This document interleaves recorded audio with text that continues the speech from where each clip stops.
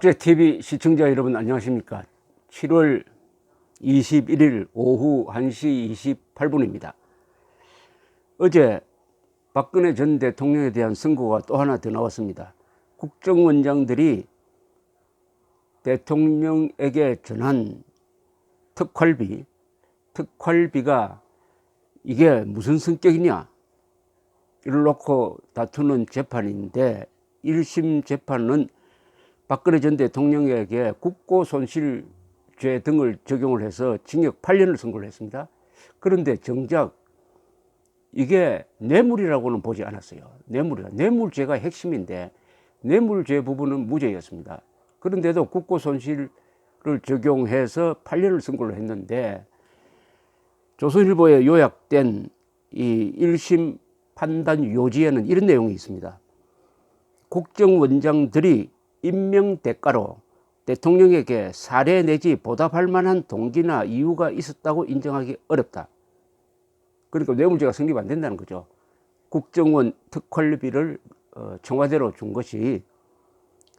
그런데 여기 주목할 만한 내용이 있습니다. 과거부터 국정원에서 청와대에 자금을 지원하는 관행이 있었고, 대통령도 국정원으로부터 예산을 지원받는다는 생각으로 돈을 받았을 가능성이 상당하다. 뇌물이라는 의식이 없었다는 겁니다.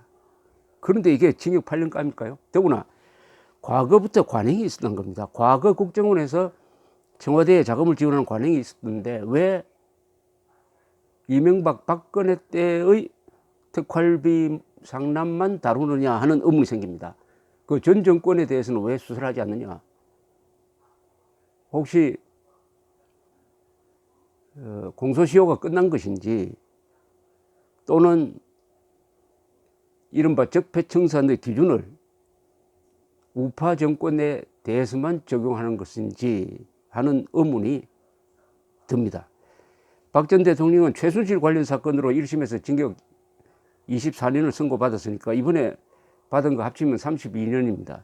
이분 연세가 66세니까 이걸 다 살면 90세를 넘겨야 출소할 수 있다는 이야기입니다. 그런데 한국 여성의 평균 수명은 87세입니다. 이대로 하면은 박근혜 전 대통령은 옥중에서 죽으라는 뜻입니다. 옥중에서 옥살이 하다가 죽어라. 그런데 박근혜 전 대통령이 직접 받은 뇌물은 단 한 푼도 지금 확인된 게 없습니다. 직접 받은 겁니다.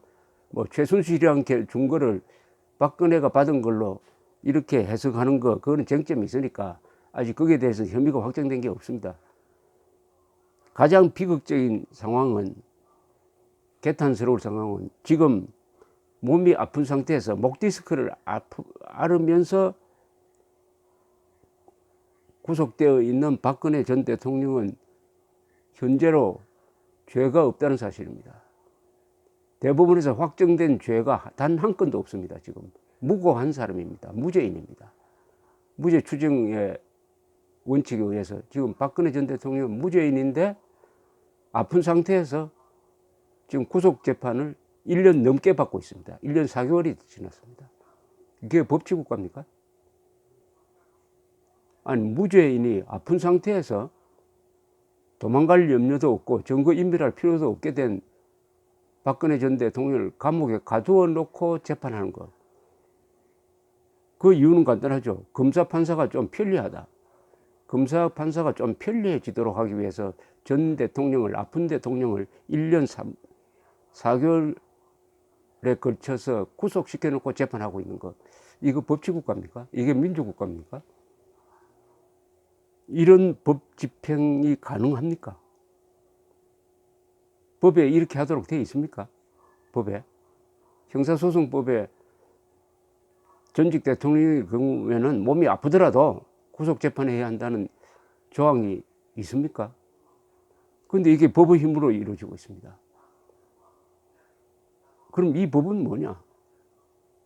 정의가 없는 법이죠. 공정성이 없는 법이죠. 인간성이 배제된 법이죠. 법기술자가 한국에는 많습니다. 그러나 법률가는 없어요. 법기술로는 뭐 얼마든지 생사람 잡을 수 있습니다. 법 기술을 요리조리 적용을 하면은. 그러나 그것은 법이 지향하는 정의 구현, 공동체를 보존한다는 것하고는 아무 관계가 없는 것이죠. 그런 법 기술을 가지면은 일제시대 때는 일제 밑에서 잘 살았고, 한국에 또 독재 정권 들었으면 그 밑에서 잘하고, 또 혹시 김정은 정권이 들었으면 모르겠습니다. 어떻게 할지. 법 기술자는 많은데 법률가는 적다. 아니, 거의 없다. 안 보인다. 그러니까 프로가 없는 거죠. 프로는 기술에다가 용감성이 있어야 됩니다. 그리고 애정이 있어야 그게 프로가 되는 겁니다. 프로가 돼야 아름답습니다.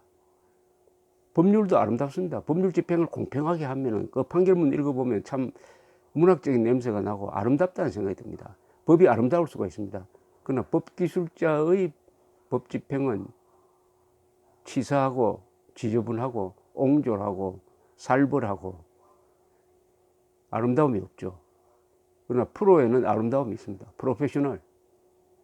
왜냐? 거기에는 용기가 있기 때문입니다. 용기, 동정심, 균형감과 교양이 있기 때문에. 그런 법률가가 한국에서 보이지 않는다는 것은 우리 법률가 양성 교육 시험 제도가 기술자를 만들어내는 데 치중하고 영혼과 가슴이 있는 검사, 판사, 변호사를 만드는 데는 실패했다는 증거입니다. 박근혜 전 대통령은 어제 아무런 반응을 보이지 않았지만은 참고로 할 만한 내용이 지난해 4월 4일, 4월 8일, 4월 10일 검사가 박근혜 전 대통령이 수감된 교도소에 가서 신문한 내용 중에 이런 내용이 있습니다. 삼성그룹의 부탁을 들어주는 대가로 정유라에게 말 등을 지원하도록 지시한 게 아니냐는 취지로 검사가 물으니까 박 전 대통령은 대가 관계로 뭘 주고받고 그런 일을 한 적이 없고 할 수도 없는 더러운 일이다라고 거칠게 항변하는 기록이 있습니다. 이게 아마 어제 박근혜 전 대통령의 심정이었지 않나 생각이 듭니다. 이렇게 이야기합니다. 있을 수 없는 일입니다. 제가 정치 생활을 하는 동안 대가 관계로 뭘 주고받고 그런 일을 한 적이 없고 할 수도 없는 더러운 일이라고 생각을 합니다. 그런데 제가 대가 관계로 돈을 받았다고 하다니 의의가 없고 그런 일을 하려고 제가 대통령을 했겠습니까? 제가 나라를 위해 밤잠을 설쳐가면서 기업들이 밖에서 나가 활발하게 활동할 수 있게 하고 국내에서는 어떻게 일자리를 만들 수 있을까 그렇게 고민을 하고 3년 반을 고생인지 모르고 살았는데 제가 그 더러운 돈 받겠다고 사람을 어떻게 그렇게 더럽게 만듭니까? 어제 심정도 이랬을 겁니다. 사람을 어떻게 그렇게 더럽게 만듭니까? 엄정하게 단죄하는 것과 사람을 더럽게 만들어 가지고 몰락시키는 것은 다릅니다. 이건 법이 할 짓이 아닙니다. 법이 정치 보복의 수단이 되는 기술이 되어서는 안 되죠. 박 전 대통령은 또 이렇게 울분을 쏟아냈습니다. 저는 대한민국을 위해 임기 3년 반 하루하루를 노력했습니다. 특히 삼성이 미르 K지단에 낸 돈까지 뇌물이라고 한다는 것인데 만약에 뇌물을 받는다면 제가 쓸 수 있게 몰래 받지 모든 국민이 다 아는 공익재단을 만들어서 출연을 받겠습니까? 그 돈은 제가 한 푼도 쓸 수 없습니다. 그리고 모든 기업은 항상 현안이 있습니다. 재단 출연금까지 뇌물로 본다면 그동안 기업들이 정부가 주도하는 일에 성금을 내거나 하는 것도 전부 뇌물이라는 것인데 이것은 말이 안 된다는 것입니다. 게다가 삼성의 경우 이재용의 경영권 승계를 위해 국민연금을 동원하여 합병에 찬성을 하게 하였다는 것인데 삼성에서 저에게 무엇을 해달라는 말이 없었고 저도 해줄 게 없었는데 어떻게 뇌물이 된다는 건지 모르겠습니다. 어떻게 더럽게 사람을 어떻게 그렇게 더럽게 만듭니까? 박근혜 전 대통령의 이야기 귀에 쟁쟁합니다. 박근혜 전 대통령은 국정농단이라는 언론이 만든 용어의 광풍 속에서 탄핵당하고 파면당하고 구속당하고 구속 6개월 기간이 끝나니까 또 구속을 연장을 하고 아직도 재판이 끝나지 않고 아직도 1심 선고선에서 마무리가 되고 그 다음에 2심이 지금 진행되고 있습니다. 2심 재판이 진행되고 있습니다. 또 기다리는 것은 대법원입니다. 그러면 구속된 상태에서 징역을 감옥을 무죄인입니다. 무고인 상태에서 아픈 상태에서 또 한 2년 더 살아야 됩니까? 예컨대 그렇게 해서 무죄가 되면 어떻게 되죠? 2년 동안 산 거는 누가 갚아줍니까? 이 첫 출발은 탄핵인데 이 탄핵의 문제에 대해서는 정말 적당한 사람이 정리를 해준 적이 있습니다. 당시 헌법재판소 공보관이었던 배보윤 씨, 이분 변호사입니다. 헌법에 대해서 우리나라에서 아주 유명한 전문가로 알려져 있습니다. 이분이 몇 달 전에 조선일보 최보식 기자와 한 인터뷰에서 이 탄핵 자체가 얼마나 잘못되었느냐 하는 것을 솔직하게 이야기했습니다. 놀라울 정도로. 그 헌법재판소의 공보관으로 몸을 담았던 사람이 이야기한 것이니까 이 내용은 다른 뭐 변호인이 하는 이야기와는 무게가 다르다고 생각합니다. 이렇게 이야기했습니다. 우선 탄핵 소추 의결서가 부실했다. 장문의 탄핵 취지가 있었지만 알맹이는 검찰 공소장과 언론 보도였다. 탄핵 소추의 판단 근거가 된 공식 문서로는 최순실 등을 기소한 검찰 공소장뿐이었다. 그 속에 박 대통령과 공모하여라는 문구가 들어있었기 때문이다. 공소장은 검찰의 의견이고 법원에 제출한 것이다. 이것도 미리 공개되어서는 안 되는 것이다. 이게 국민에게 예단을 주었다. 첫 출발부터가 잘못됐다는 겁니다. 탄핵 국회가 3분의 2 의결로 통과시킨 그 탄핵 소추 의결서가 엉터리였다는 겁니다. 간단하게 이야기하면. 왜냐? 거기 적혀 있는 건 검찰 공소장과 기사 스크랩뿐이었다는 거죠. 국회가 별도로 조사한 게 없었다는 겁니다. 검찰 공소장과 기사는 그 증거 가치가 있습니까? 그게? 물론 증거로 채택이 됐지만 그게 증거로서 실질적인 가치가 있습니까? 왜냐?